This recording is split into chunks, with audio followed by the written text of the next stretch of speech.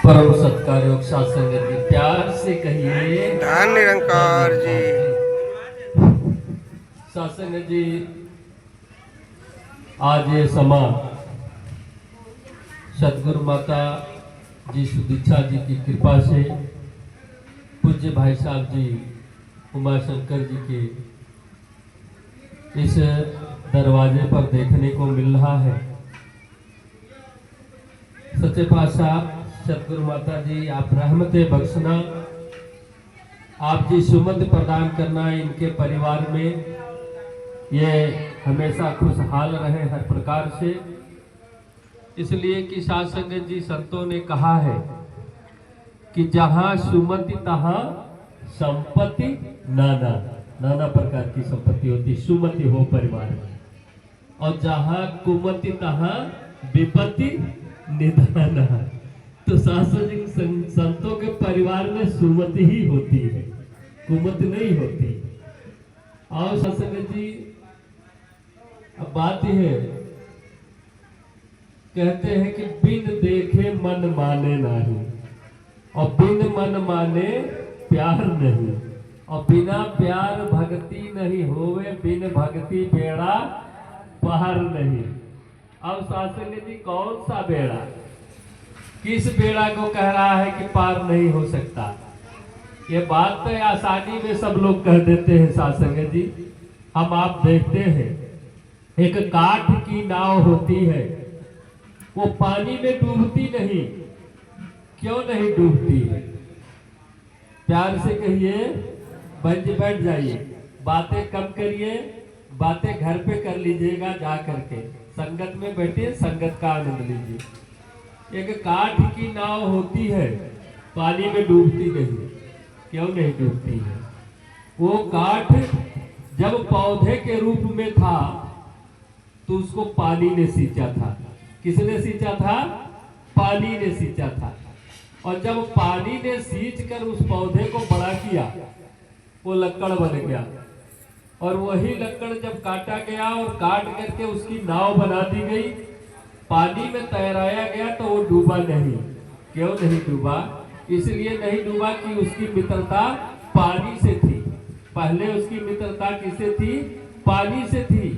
सभी जानते हैं, हम आप जब पौधा लगाते हैं तो कहते हैं पानी से सींच देना, मित्र उसका मिल जाए। अब शासन जी, उसकी मित्रता पानी से हो गया तो वो नाव पानी में नहीं डूब रही है। और जिसकी मानव जोनी में आने के बाद जिसकी मित्रता इनसे हो जाए, ये सतगुरु निराकार के साकार रूप बैठे हैं, जिनकी मित्रता इनसे हो जाए, जिनको इनके चरणों में पनाह मिल जाए, वो क्या भवसागर में डूबेगा? नहीं डूबेगा। 100% बातें हैं। कबीर साहब ने इस बात को कहा था कि वस्तु कही ढूंढे कही के विधि आवे हाथ, कहे कबीर तब पाइए जब भेदी लीजिए साथ। कहा भेदी लीजिए साथ, वस्तु दीना लखाए। इशारा कर दिया कबीर साहब ने, कहा भेदी लिया साथ, वस्तु दिया लखाए, और कोटि जन्म का पंथ था बल में पहुंचा।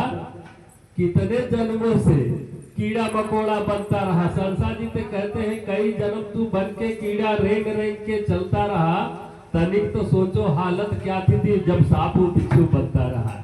भैंस गाय खरकूकर घोड़ा जन्म पशु का पाया था, बन चमगादड़ बगुला कौआ उल्लू भी कहलाया था। ये मानव को चेता रहे हैं संत। कहते हैं बिष्टा में पर चिल्लाता था, हाय हाय क्या बताया, बिष्टा में पर चिल्लाता था, क्या बन के? गोहरौरा बन के।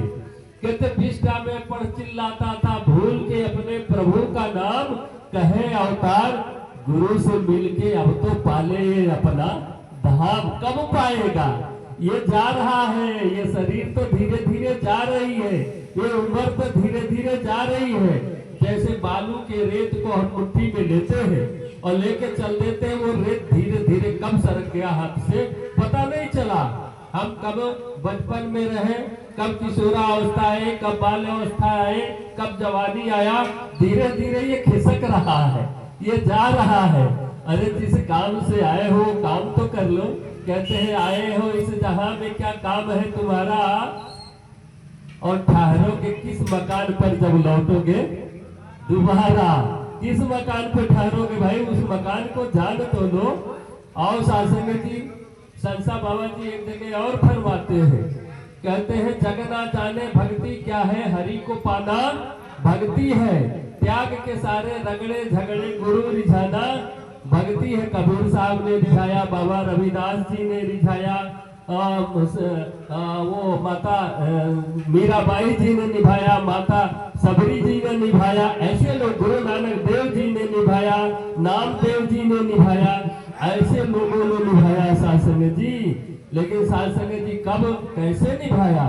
समर्पण हुआ तब। जैसे आप सोनार के पास जाते हैं और सोना का डली दे देते हैं, कहते हैं इसे बना दो, तो वो सोनार क्या करता है, उसे भट्टी में डाल देता है। डाल के अपने हिसाब से उसको जो है एक बाली बनाना है, हार बनाना है, मुद्रिका बनाना है, कनफूल बनाना है, क्या बनाना है वो तो सोनार के हाथ में है।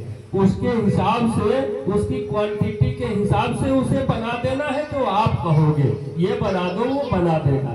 बनने वाला नहीं होगा ये भी बता देगा ये बन नहीं पाएगा, इसमें खोट है। आओ सासंग जी, मानव जोनी प्राप्त करने के बाद कोई खोट नहीं रहती। सदगुरु के शरण में आकर के आप कौन हो ये बात तो जान लो। सासंग जी बात ये फरमाते हैं, हम सभी जानते हैं इंसान मानव जोनी में अगर है, ये शरीर में आत्मा है, ये मिशन निरंकारी मिशन आध्यात्मिक मिशन है। सासंग जी कोई धर्म और संप्रदाय नहीं है। या आध्यात्मिक का मतलब है आत्मा से परमात्मा का मेल करा देना। सासंग जी आत्मा क्या है कि आप जानते हैं, कोई शरीर से आत्मा अगर निकल गई सासंग जी, उस शरीर से कहो भाई साहब मिर्चा मसाला खरीद लो, खरीदेगा? नहीं खरीदेगा। उससे कहिए भाई साहब बाजार चलो, चलेगा? नहीं चलेगा। उससे कहिए भाई साहब रसगुल्ला खा लो, खाएगा? नहीं खाएगा। क्यों नहीं खाएगा? कि खाने वाला तो विदा हो गया, खाने वाला तो चला गया। अरे उस खाने वाला जो खा रहा था उससे इस निर्गुणिया से जानते हो ये जनाने आए हैं संसार में। सतगुरु माता जी सुदीक्षा जी के यहाँ आप फोटो देख रहे हैं, ये लगा है। अभी निरंकारी सत्संग हुआ महाराष्ट्र में, वो दलदल जमीन थी। कौन सा वो जगह था महाराष्ट्र का? सांगली।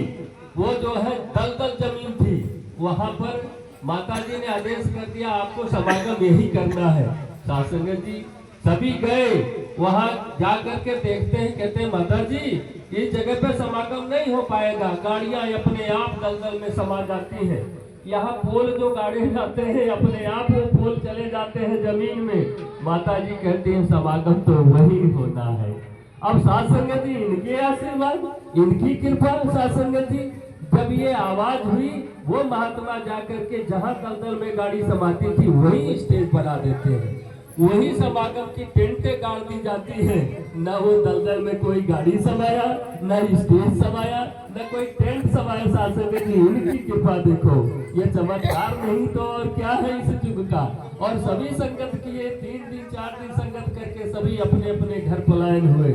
आओ सासंग जी रहमतें बख्शीश है। इसी तरीके से हम आप सासंग जी इस संसार में आए हैं तो इनको समझ तो ले, हम कौन है, इस शरीर में रह कौन है, वो उसकी परिचय ये करा देते हैं सासंग जी। समझ? सासंग जी एक राजा था। अच्छा जी आगे नहीं बढ़ेगा दास। तो सासंग जी इन्हीं बातों पर दास समाप्ति चाहेगा, इजाजत सेक्रेटरी से नहीं मिल रही है। सासंग जी कहने का भाव ये है कि बस उसी चीज की जानकारी करने के लिए हम इस संसार में आए हैं, मानव के शरीर में, कोई और चीज नहीं जानने आए हैं। यहाँ हम हाथी घोड़ा और बहुत बड़ा रथ पोशाक या बहुत बिल्डिंगें बना करके इतिहास रच के तो चले जाएंगे, लेकिन सासंग जी क्या कहे जाएंगे? भूतपूर्व कहे जाएंगे। हम मुख्यमंत्री बन जाए, प्रधानमंत्री बन जाए, कुछ भी बन जाए मुबारक है, लेकिन उनको क्या कहा जाएगा? भूतपूर्व मुख्यमंत्री रहे, भूतपूर्व प्रधानमंत्री रहे। लेकिन कहीं संतों के लिए भूतपूर्व नहीं लिखा जाता है, कहीं नहीं लिखा गया भूतपूर्व नामदेव जी, भूतपूर्व गुरु नानक देव जी, भूतपूर्व जो है बाबा अवतार सिंह जी, भूतपूर्व बाबा हरदेव सिंह जी, कहीं लिखा है नहीं। इसलिए कि ये भूतपूर्व होते ही नहीं, ये सब दिन वर्तमान रहते हैं। और और ये रहे हैं और रहेंगे। तीन काल है सत्य तू मिथ्या है संसार। ये तीनों काल में ये परमात्मा सत्य है। नानक साहब ने इस बात को कहा, आदि सच जुगादि सच, नानक होशी भी सच, नानक होशी भी सच। इन्होंने कहा कि पहले से भी सत्य रहा है, आज भी है और हमेशा रहेगा। बस उसी सच की हमको पहचान कर लेनी है, वो हमारे अंदर बाहर कौन है। तो आओ शासन जी दास फिर सुसे शुक्राना सच्चे पातशाह रहमतें बख्शीश करना पूज्य भाई साहब जी को, जो ये क्षमा बांध करके महापुरुषों का आगमन करा करके जो खुशियां प्राप्त कर रहे हैं, ढेर सी सारी खुशियां इनके दामन में डाल देना। यही आशा, यही उम्मीद शासन जी प्यार से कहिए। धन्यवाद जी।